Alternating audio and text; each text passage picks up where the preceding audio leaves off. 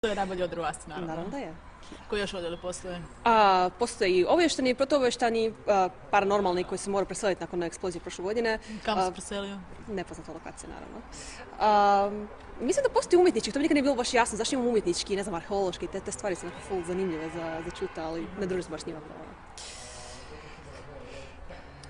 Imate li normalno radno vrijeme? Od Ne. 8 do 8? Nemate radno vrijeme? Ko bi imao normalno radno vrijeme, mislim, ja imam posla, ja radim na terenu većinom sad, što je neobičajeno za informatičara, ali to je okej, mislim, to je dobar posao, pa ne bude se previše.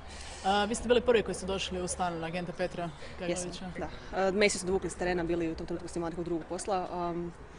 To je bilo užasno za vidjeti zapravo, taj stan je bio sav uneređen i on je bio u nesvijesti i uopće nije bio svjestan što se događa oko njega, mislim, bilo stvarno užasno, ali kaže se u najboljem mesmeristu Astri, ja sam dobila zadatak da riješim njegovo sjećanje i morala sam isto. Niste ga sreli nakon toga? Ne, nisam i ne znam zapravo šta je s njim uopće, mislim, kažu da je dobro, ali ja njega nisam vidjela od onda. Postoji naznake da on nešto radio možda protiv Astre, znate li šta o tome?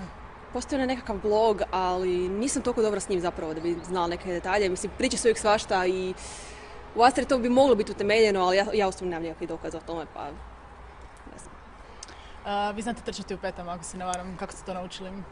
Naravno iz iskustva, mislim, žena mora znati trčati u petama, a pete su najbolja stvar za nositi, pa Hvala. drugi put.